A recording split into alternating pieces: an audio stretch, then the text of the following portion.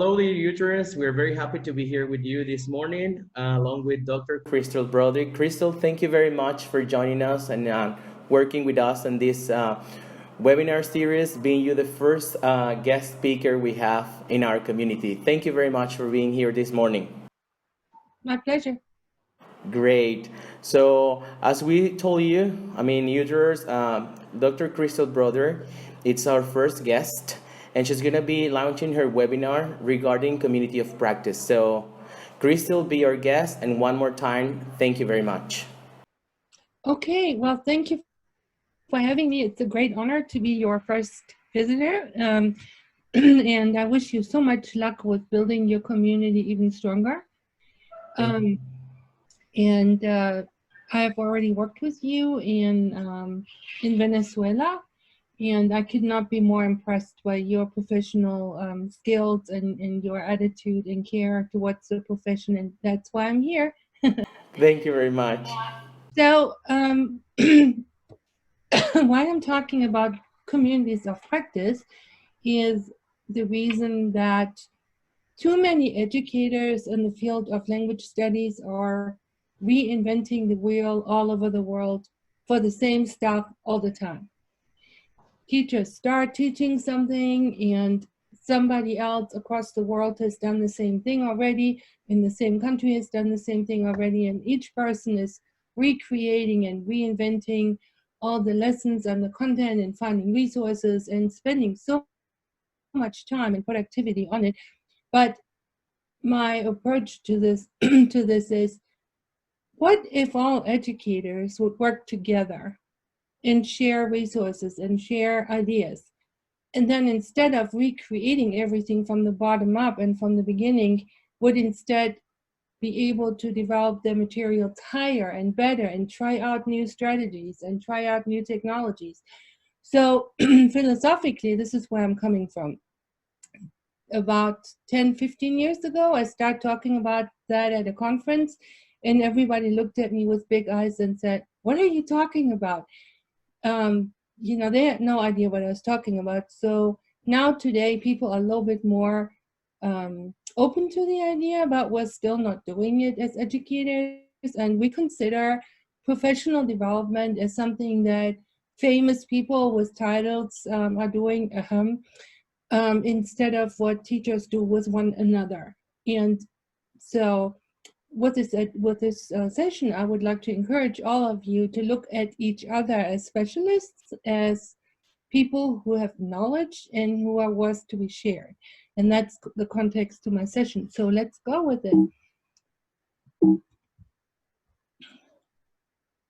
So specifically, I will explain today what the concept of a COP is, what I will henceforth use for the term communities of practice, COP, and why blogging is one way to use very cheap open access technology to build a COP across time and space. So just to give you a context, I am a professor of graduate education, training teachers of advanced graduate education programs. I'm the chair, and I am also the director of the ESL endorsement program and member of the board of directors at TESOL International, representing the entire world on the board, all of you. And I taught German as a foreign and second language, French as a foreign language, and English as a second and foreign language. So my mantra is work smarter, not harder. Remember that. If you remember something from my session, I remember this one. So communities of practice. I will say that we had this long, bleak winter here, which was gray and rainy and snowy, and I haven't seen any colors. So I got a little bit carried away with my colors here. I apologize, because I just wanted to see some happy colors. And I was thinking about Venezuela, and it just came to mind. So why should we share and create knowledge as teachers? So because I'm a professor, I need to talk a little bit about theory. And my idea of using communities of practice goes back to Etienne Wenger, who summarizes the community of the practice as groups of people who share a concern or passion for something they do, and they learn to use it together by being very intentional, okay?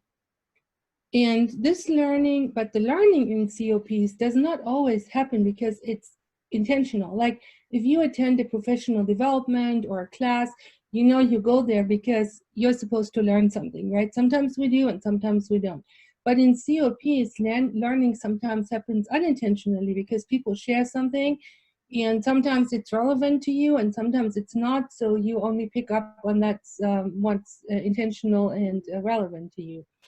And I want to talk about the three essential components that are needed to make a group of people a COP, because people can group together in the hallway at the water cooler, but that doesn't necessarily make them a COP, right? You can work with your same colleagues in your same building, teaching the same stuff, and you don't see eye to eye with them, you don't share, you have conversations with them, and you're not a COP, okay? So three components need to be met. There needs to be a domain, not to be confused with a computer domain. There needs to be a community, and there needs to be practice. And by the way, on the bottom are the links to all these ideas that I want to share with you. So let's talk about what a domain is first. A domain is basically the identity of your COP. And identity is defined as your shared interest. And that could be in many different ways. Like in the field of English, it could be English as a second language people in the US, or English as a foreign language, or English for special purposes. And there may be cross-referencing stuff, but by and large, these are like different towers or silos. Within that group, there could be, which within each group, there could be people that are more interested in pronunciation or grammar or technology.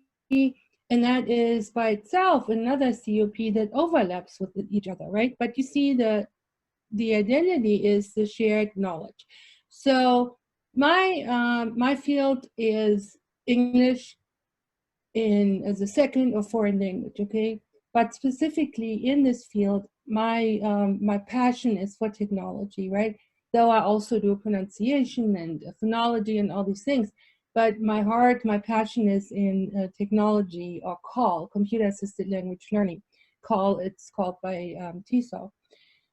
So a COP is not just a network of people or a club of friends. It's that people also are committed to the topic. So they need to have passion for it, and they need to feel something about it. So, which leads me to the next component of COPs of the three. First was domain, second community. So for something to be a COP, people actually need to interact and engage with one another, okay? And it doesn't mean that there's like a boss or a leader who sits there and says, well, this week we talk about this, and next week we talk about that. It can be completely organic. For instance, if you have a group and let's say you get a new job and somebody says you're doing something in your English teaching that you know how to do, but you've never done before. So you're starting from scratch, creating your lessons and your units, and you're like, okay, how can I be most economical in doing this? And so you can turn to your COP and say, hey, who of you has done the same thing before? Can you share some things for me that I can use? And then you can go from there and build your own stuff, but it will save you time, right? The essential component is that people have relationships with each other and are willing to learn from another. And I guess every one of us has met colleagues or people in professional organizations that don't want to share. I mean, I've seen presentations at conferences where presenters put a copyright on them and they say, under no circumstance can you share any of my stuff, even if they only have 3 slides, and you are not allowed to take any pictures, and if you do, I will come after you and sue you. That to me is, I don't understand it, because all of us are in the same field, so we need to share. But for that to happen, people need to be willing to share, and they don't need to feel that it's not good if somebody says, I'm better than the other, I own this topic, I want to be referenced as somebody who has invented this idea or teaching activity, you know, because in a COP it's fluid. You don't make references and said, Johnny created this wonderful activity and I'm now using it, you know, but this activity becomes yours when you use Johnny's activity. So everybody shares, and whatever is created is common knowledge amongst each other. And like I said, the essential component is that people actually interact with one another. One person is willing to share, another person is willing to learn from another, and there's respect for each other's professional knowledge. And it is not a component that members work with each other daily or even weekly. You know, it could also be they float in when they need something or have something really cool to share. So what is the third component? So we have domain, community, and the third one is practice. So it is absolutely essential that people that are participants in the COP needs to be a practitioner in the domain that the COP is about. Remember, domain is the topic. And they need to be practitioner of the field. For instance, if somebody says, oh, I have a lot of money, and how can I invest it and make more money? So I speak English as a second language. Why don't I open a language school in Peru and call it an English school because I'm a native speaker, and hire some people that can teach there, and then I join the COP to discuss this. But if they don't have the actual background and the practical and theoretical background, they can really not be an effective COP member, right? So for practice to happen in the COP, all the members that are part of the domain and have the background of the domain then need to share resources with one another. And they can be all kinds of things, you know, for Wenger, it's whatever I stated here because it's directly from the Wenger resource. But for us in language, it could be speaking, reading, writing, listening, culture, and then also more specifically, you know, how can you teach pronunciation to people that are Arabic native speakers or Spanish native speakers or German native speakers? And that, again, creates a different sub-COP for people that share the same challenge, because as you know, native speakers of different countries have different challenges with English. And so if you share specific pronunciation teaching tips for somebody in Latin American background may not necessarily work the same way for somebody in Finland or Germany, right? But overall, there are things they can share with one another that will help everybody. And specifically, a COP is something where you talk about practical stuff. It's not a place where you develop big theories and big research. You know, it's where people go and do very quick interactions.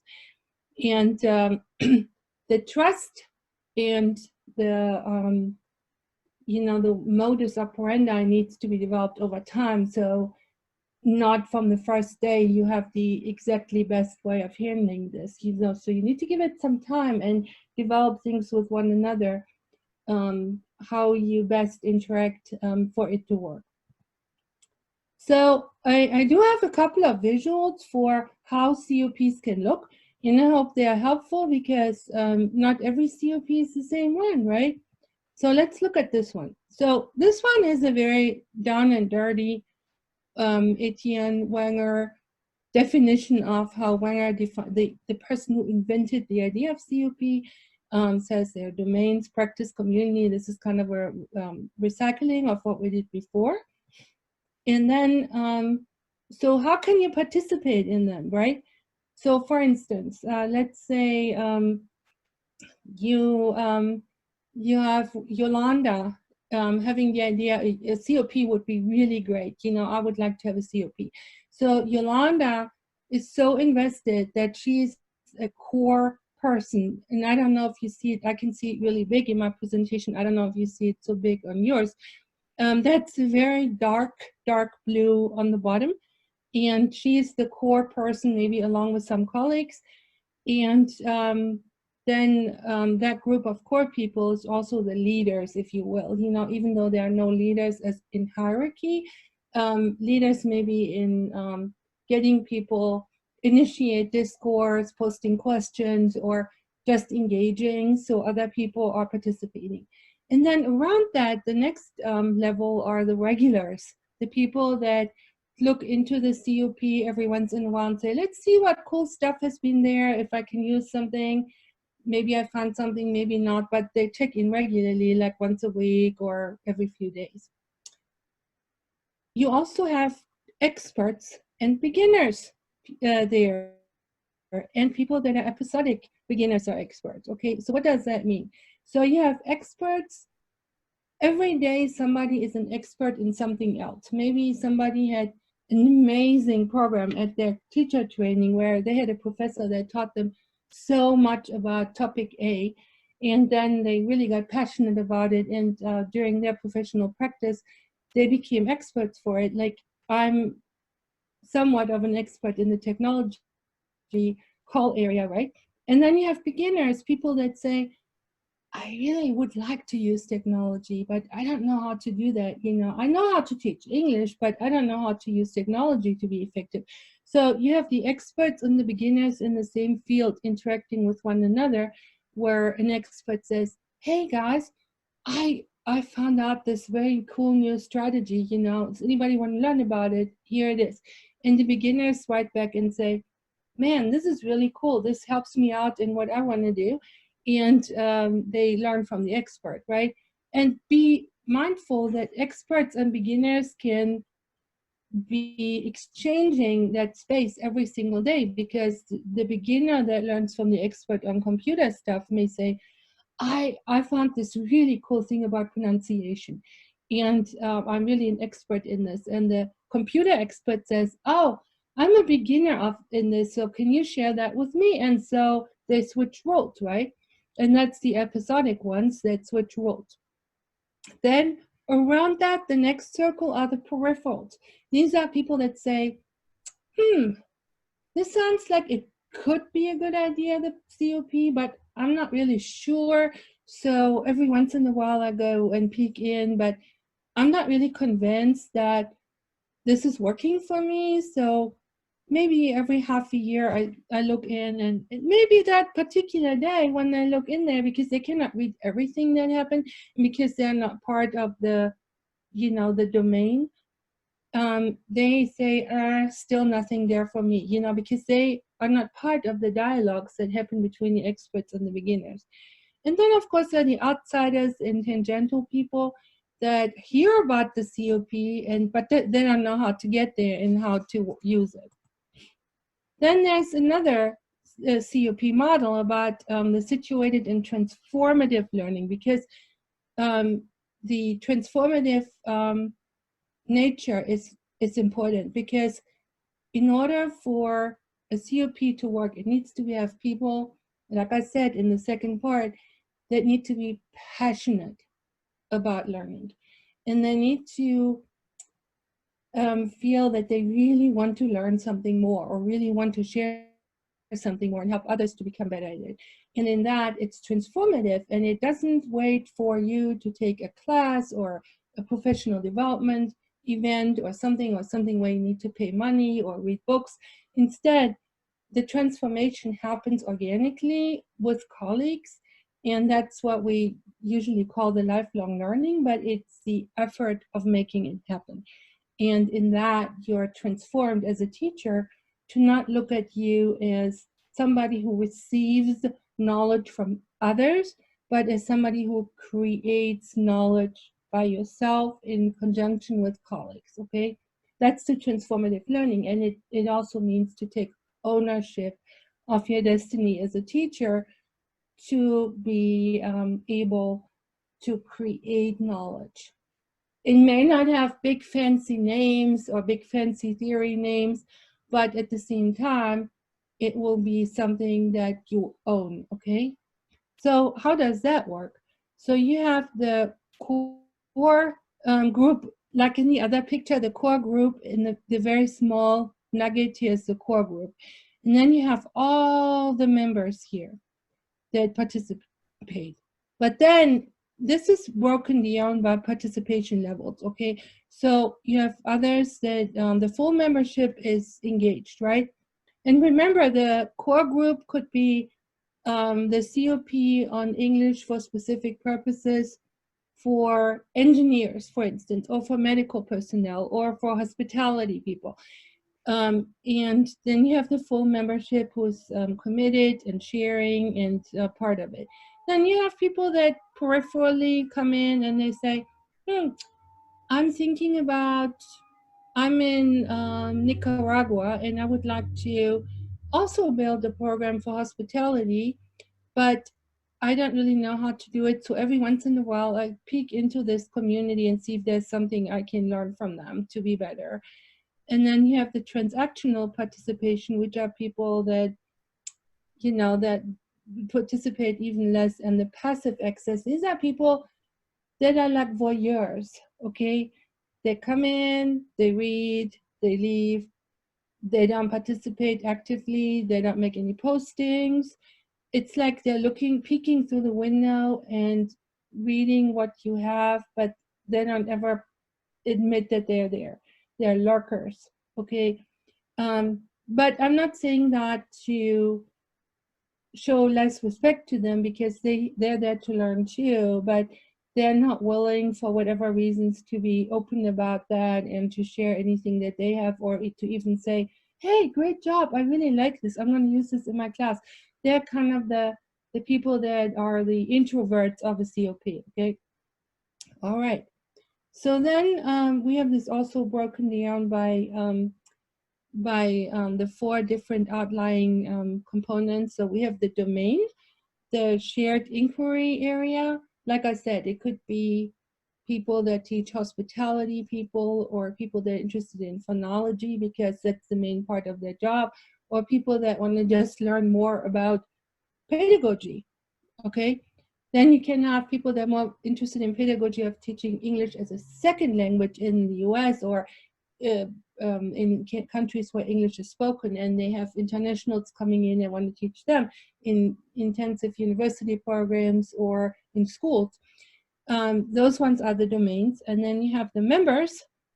So these are the professionals committed to a process of collective learning oriented towards achieving outcomes and improving practice. And here's the key term: community members improve practice for all.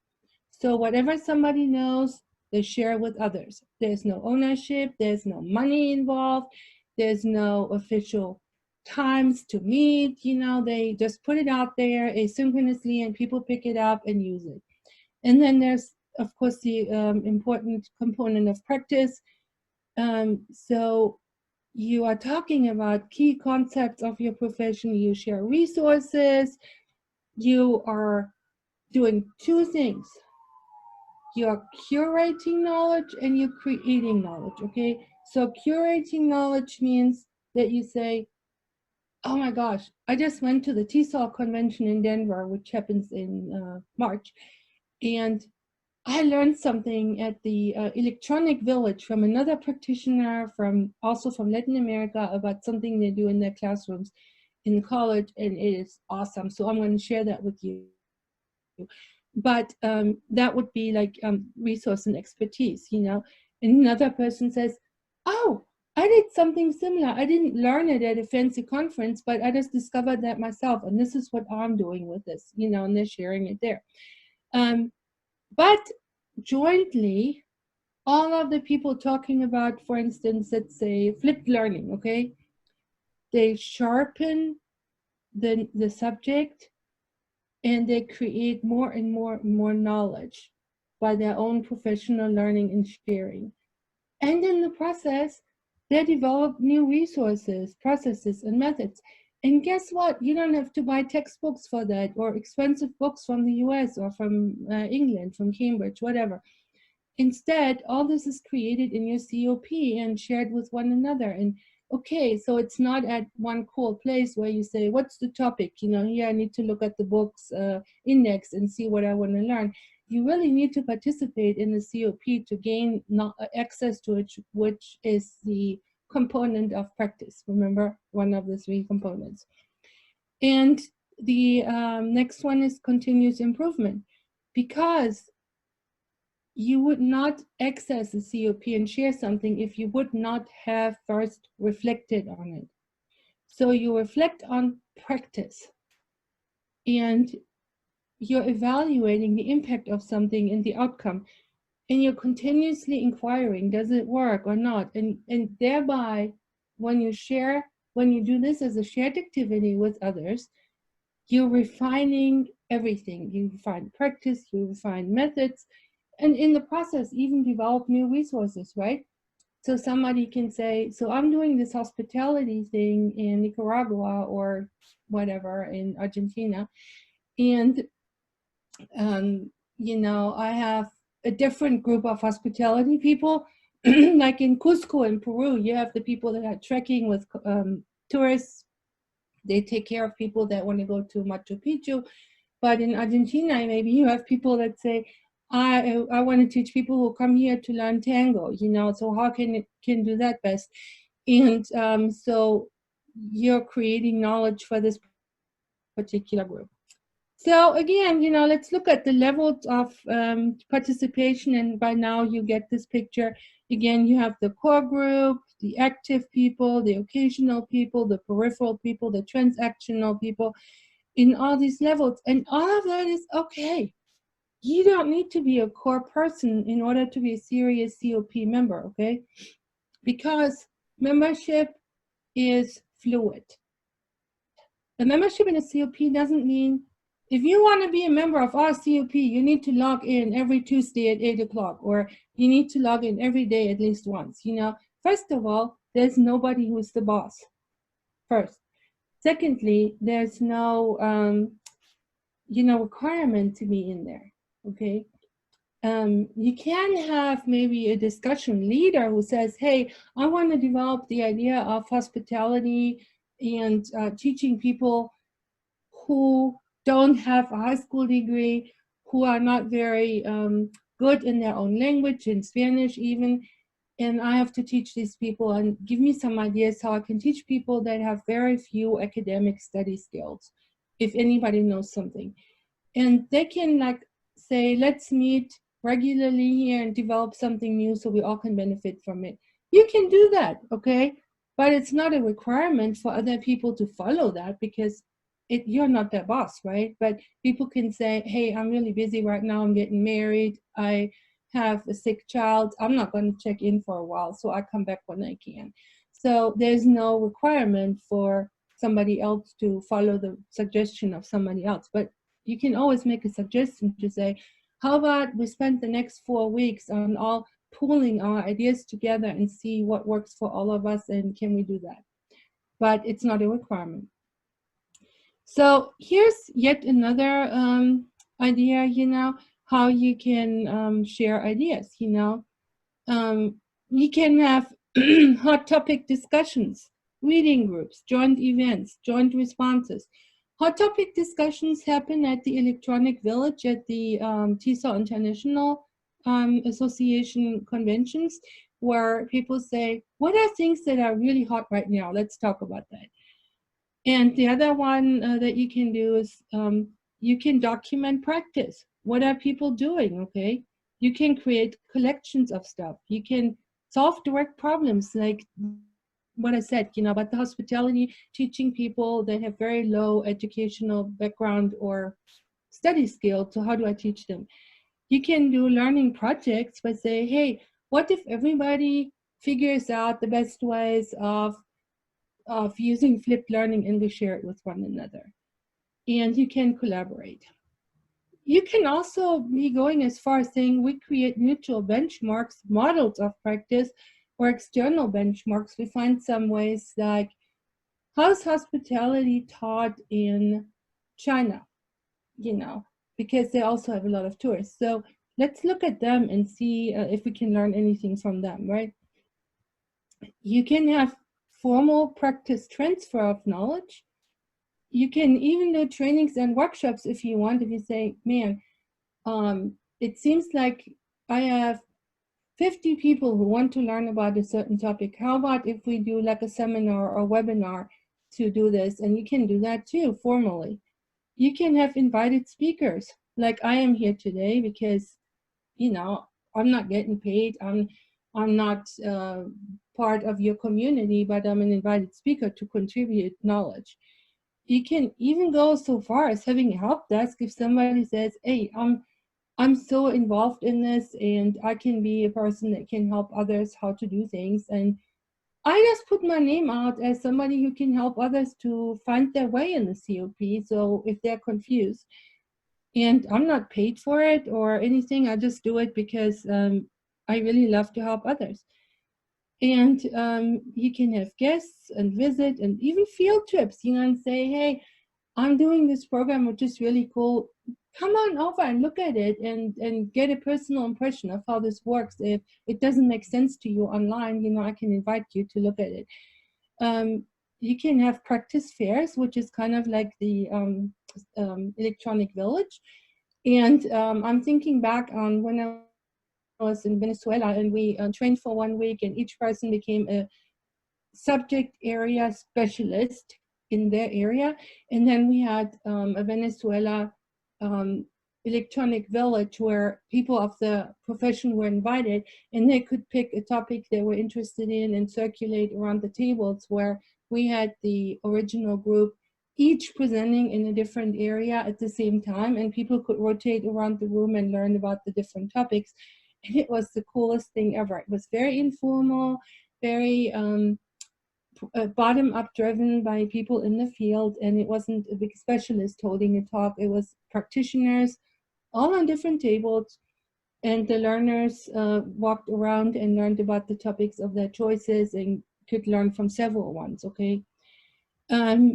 You can create news like, hey, our hospitality group had some really cool insights, and here they are. Somebody collects all of them. You can point others to specific resources. If you find something that was done in China for English learners, you say, look at that stuff, it's really cool. You can share documents. Like if somebody goes to the TESOL convention or any other convention and says somebody had some handouts that are really cool, I want to share them with everybody, and scan them in. You could do case clinics where you specifically talk about certain things, projects, broadcast inquiries like webcasts or webinars, and just explore ideas, right? What topics are important to us? So you see the possibilities are infinite. It always depends on the people that are joining at one time. They can say, let's do this or let's do that. And if they all agree, it's a plan. So here's another model that focuses on the value creation.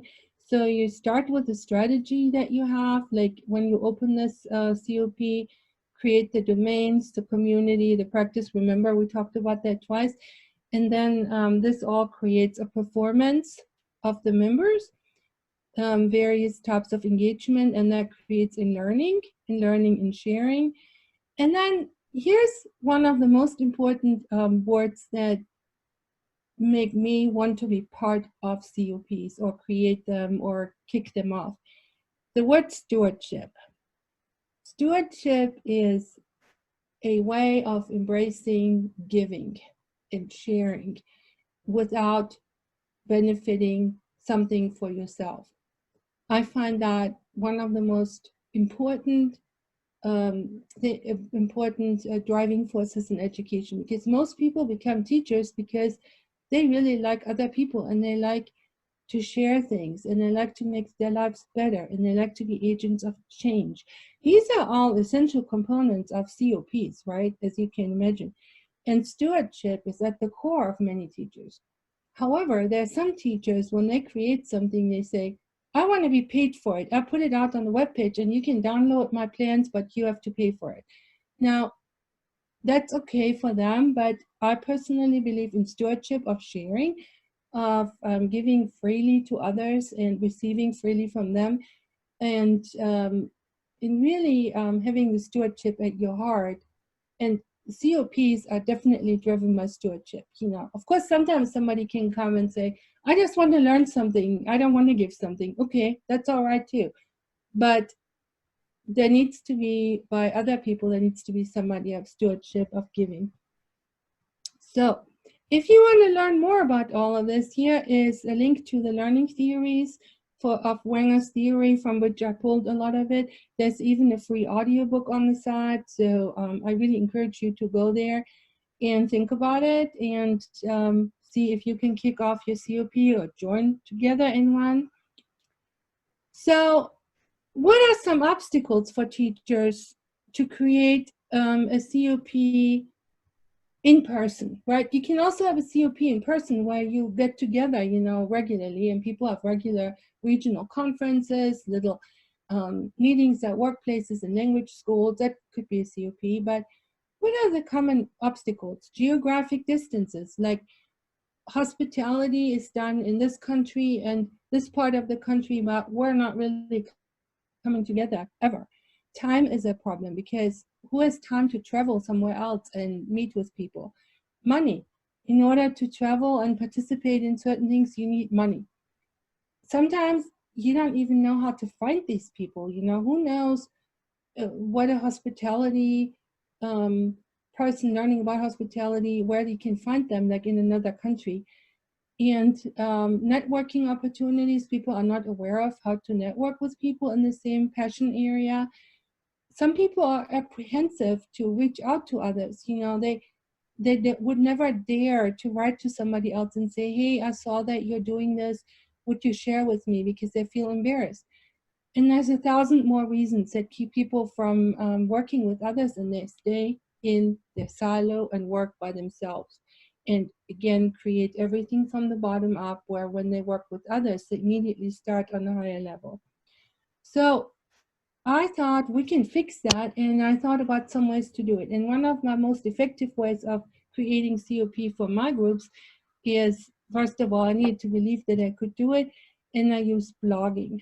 Specifically, and I'm not doing that to advertise for anything because I have no benefit of it, I'm using WordPress blogs because it's super, super, super easy to copy something that somebody else has on their WordPress blog into mine. Or likewise from other people that use WordPress blogs, copy from mine to theirs. Because under each posting, there's a little button that says press this posting. If you click that button, it immediately goes into your blog, okay? And you don't even need to worry about referencing the other person because it automatically says from Christel Broady's blog, and it shows the same posting on yours with the same category. So I thought this was the coolest thing ever when I found it. And with blogging, you can create fluid professional learning communities for practical use. You know, if you engage in blogging and put your progress in your work and your topics out there, somebody else can do a search online and say, who else works on hospitality? And they see, oh, there's a person who has a hospitality English for specific purpose ESP blog on hospitality. I'm going to check them out. Oh my gosh, they have all these great ideas. I'm going to press them to mine, and that's knowledge curation. But then if they say, this is something I developed for my group and I'm going to put that out on my blog, then they do knowledge creation. You know, many people think blogging is something where people sit down and write these deep thoughts and reflect on something, and they put out something like a short story or an anecdote or something. That's not the only reason why people blog. You know, you can just completely do knowledge curation. In my blog, I'm not ashamed to say it's all knowledge curation, because when I see something cool, I say, hey, maybe 100 of my readers are interested in this too. I'm just repress it, okay? So very rarely do I write my own original post, because like I said, you know, why creating something from new if it's already out there? So by blogging, teachers can share knowledge with others and build on each other with totally new contributions instead of reinventing everything themselves. Because pressing takes 2 seconds, And that's all it takes, right? I mean, everybody has that time, right? If you look through other people's blogs purposefully and you say, this is great for me. I can, first of all, I can store it in my blog for me to look at it later, and I don't have to look for the posting again in somebody else's or Google it. And secondly, I can share it with other people like me. So by blogging, if you connect with others and follow them, right? Because once you find a blog that has stuff that you're interested in, you can just follow them, and then new updates will be posted for you to see which ones you like to reblog. You build this network that's completely free, costs no money. You don't have to go there but the times when you want to. And it is incredibly powerful in its knowledge that you can gain. Everybody can access it, everybody can contribute in their own time. And this is like going back to my mantra, working smarter, not harder, right? There you go. So how do you do it? Remember, we have these three components of a COP. We have the domain, the community, and the practice. So you start with your domain. In my domain, in my life, is my teacher education program, where I train teachers to work with students in K-12 who are from other countries and need to learn English at the same time as they're learning the content of the lessons. So they're learning everything at the same time, right? So all the people that are in my domain need to have the shared interest and goal. They have to have a commitment to building community, right? So all my participants in my classes build blogs. They reblog from each other. They follow each other. They create and post videos in their classes. They learn in our classes how to post videos, and they are little training videos for other teachers, and they say things like, this is what I do with my students needing to learn this, and this is how it works. And they do little videos of 5, maybe 10 minutes max for other teachers. They all share them with each other, and they can access all my past students over the past 10 years videos and look at them and say, and this is a great idea how to present knowledge. I'm going to do it similarly. And nothing on the blogs is plagiarized, because we're openly saying we're using other people's stuff to become better so we can start from a higher place.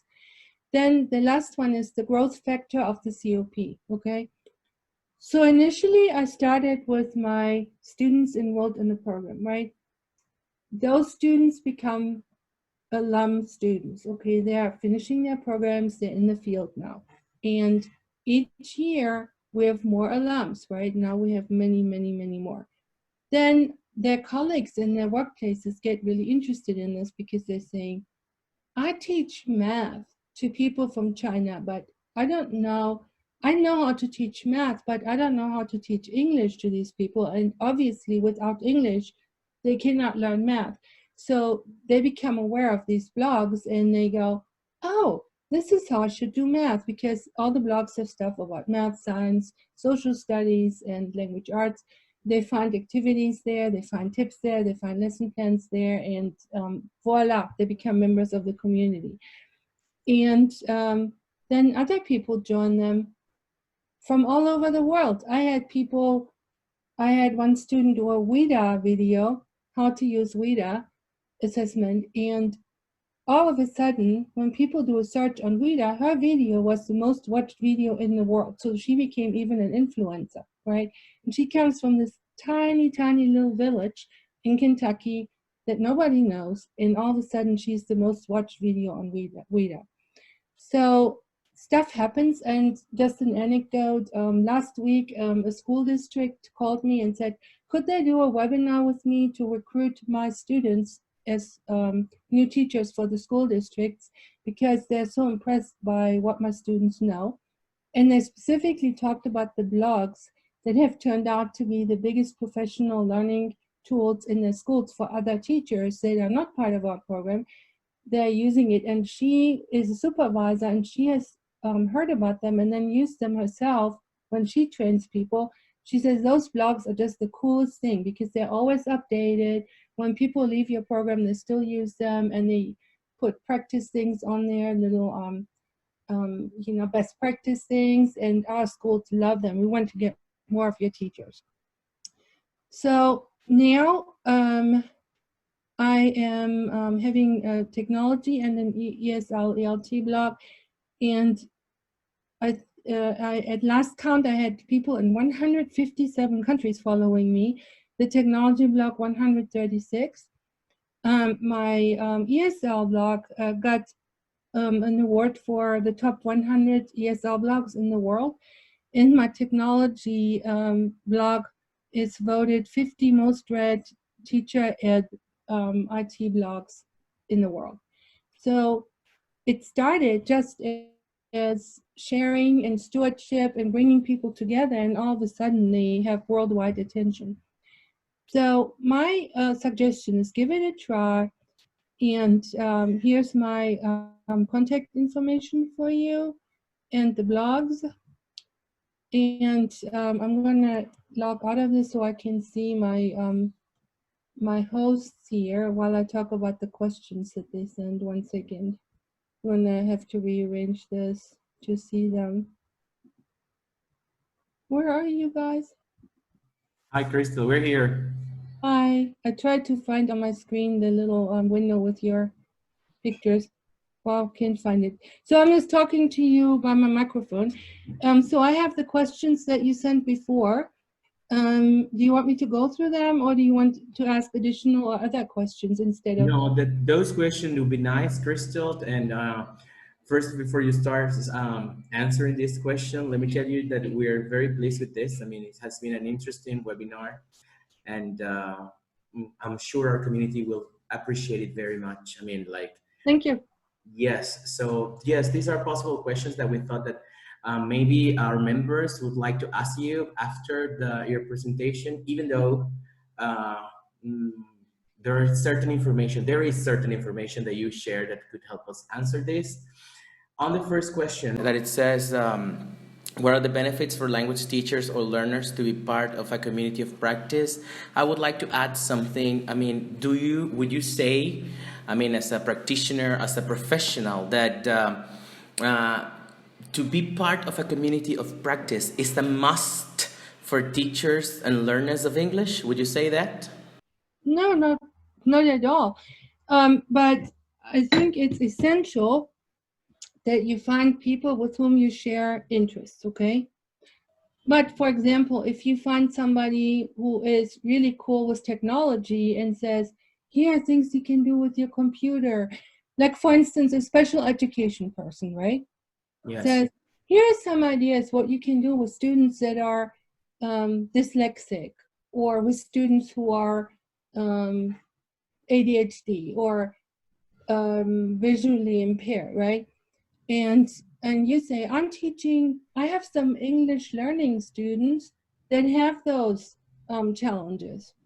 So I learn a lot from that person in special education, even though they're not English teachers, but I can learn strategies for teaching my students as English students from that person, right?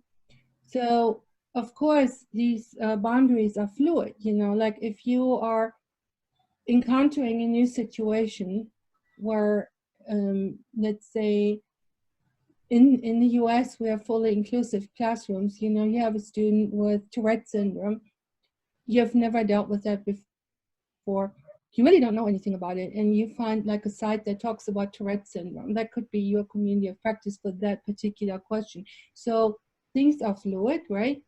For different purposes. Yeah. It's not one group of people only sticking together with that group, you know, because challenges come from all different sides in your job. Indeed, indeed. Thank you very much for answering that. So, it is evident that there are benefits, I mean, on this, right?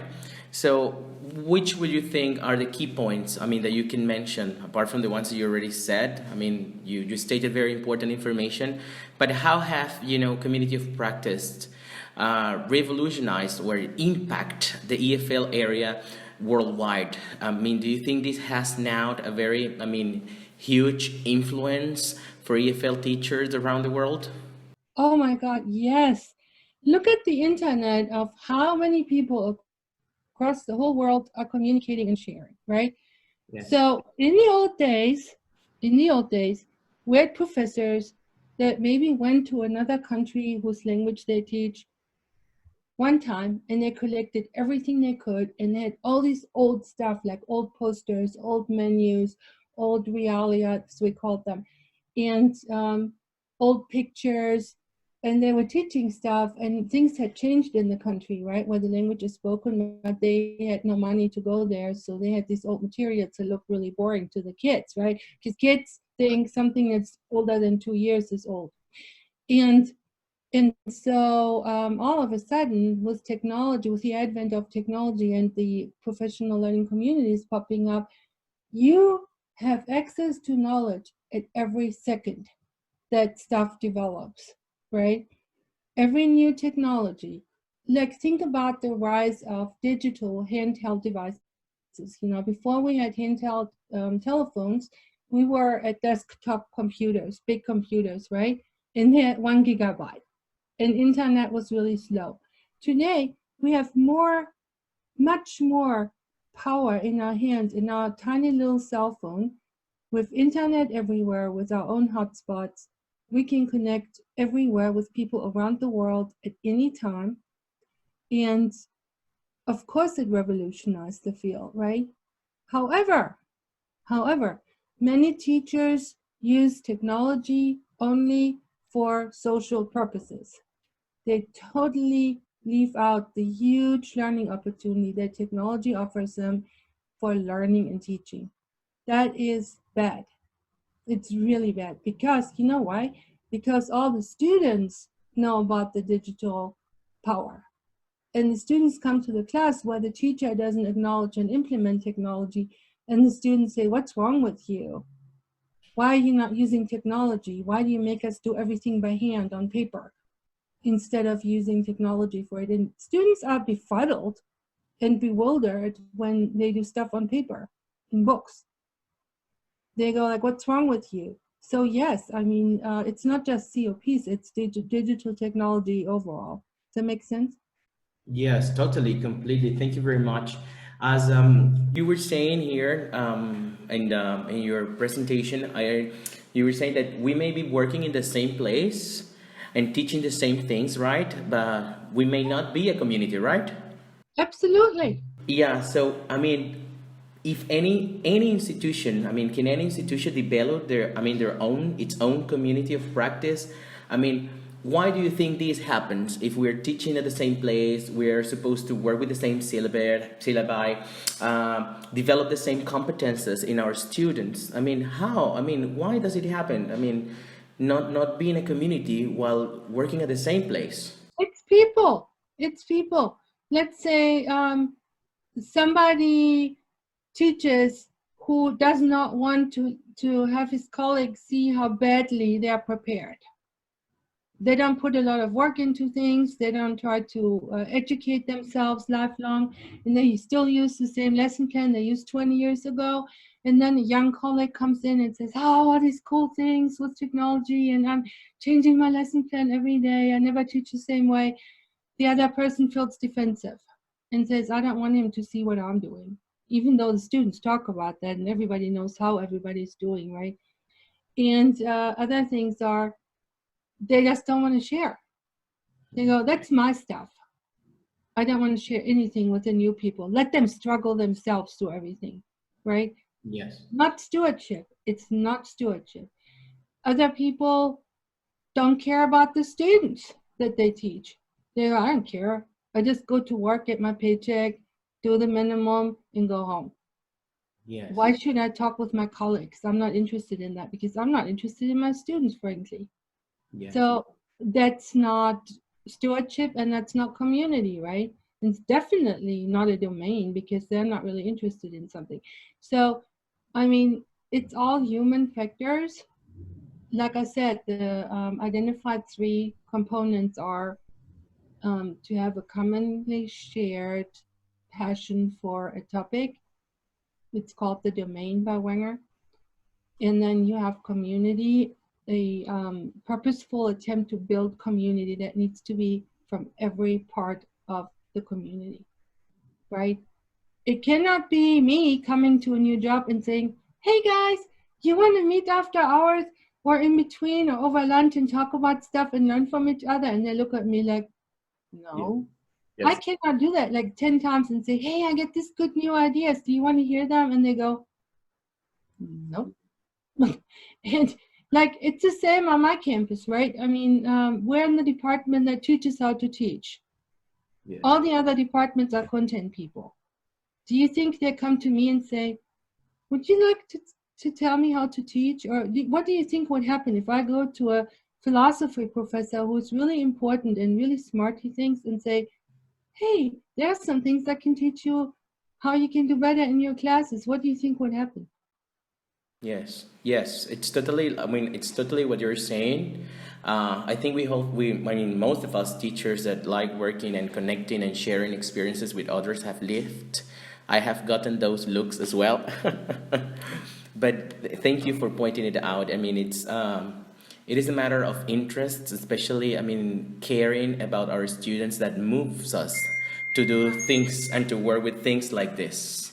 So my thing is, we all work with people somewhere in our lives, now, in the past, in the future, that do not respect what we know. Yes. They don't want to know what we know. They may even be threatened by something we know and do. But you know what? This is where you need to have me for another session to come back and talk of teacher self-care, how we can take care of our emotional needs, right? Yes. Because if you let yourself be put down by somebody else, do not give other people real estate in your head. Do not. I mean, just do your own thing. Go online, find your own COP members that are passionate about it. And most of the times, honestly, in academia and teaching, we are much, much closer in heart and knowledge to people, possibly even around the world in another country, because they share the same passion and stewardship for something.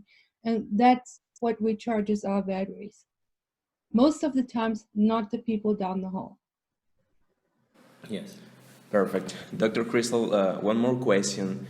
Uh, are there any disadvantages or in being part of a community of practice?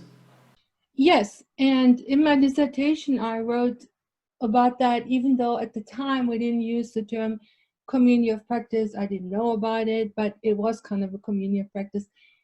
If people work together in a team, even with the best of intentions, right? A lot of people expect one person to take leadership and say, okay, now we do this and now we do that. And in a COP, the essential component is that you don't have a leader, right? But if you're working on a specific topic, everybody needs to be willing to say, propose a project approach, right? You say, hey, is there anybody else out who would like to learn about hospitality for people with no formal education? People come together, like 10 people say, yeah, I'm worried about that too. I do the same thing. And then it's definitely okay if one person says, well, how about in the next 2 weeks, we all come back with some ideas what we do and share them and see what would work for others, you know? Yes. So I work a lot on projects like nonprofit or board jobs, and these are all equals, right, in that COP. And people are very reluctant to take leadership and say, how about we do this and all come back in a certain time, because you cannot force them, you cannot make them. But overall, people like it better if they have some kind of a project management idea, right? And Yes. that's for specific purposes. But if you just go in the COP to snoop around and see what other people are posting out there, you can come whenever because you're not working towards a certain goal, right? It depends on the reason why you go there. So you need to be very aware. And I think that if people open a COP, it's not a bad idea to write out some common rules so everybody knows what to expect, right?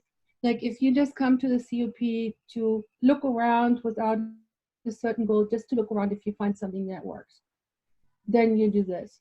If you come to the COP to develop some skills for a new job that you have, I suggest the following, you know.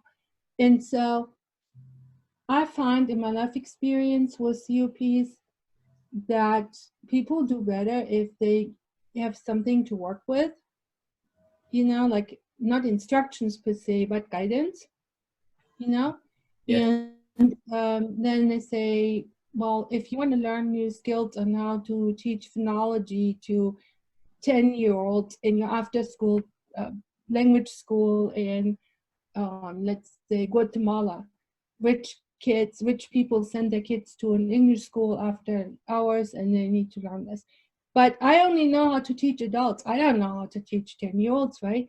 So you can put out a call to others and say, find them. And when you find them, they say, oh, we have the same problem, but some of us have already done it. Here's what works. And then you say, well, how about here's a place where we can all share this and we can discuss it. What do you think? Right?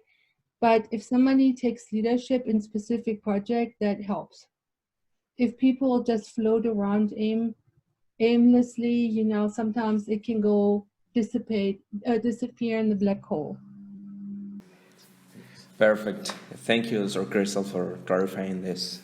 Well, Christel, thank you very much, Christel, for answering our questions and for delivering such a great, presentation and enlightened us, and all the community on how, what a COPE is and how we can work on it and how we can build it. It was an amazing presentation, and the information was very accurate, especially because, as I told you when we first invited you to come to deliver one of your workshops, we're trying to build up, to strengthen the community we have. And we have many members so far. So I know they will be... Hello, all members. Right now the community has 6,219 members, right? Yes. Wow. Yes. Hello, everybody.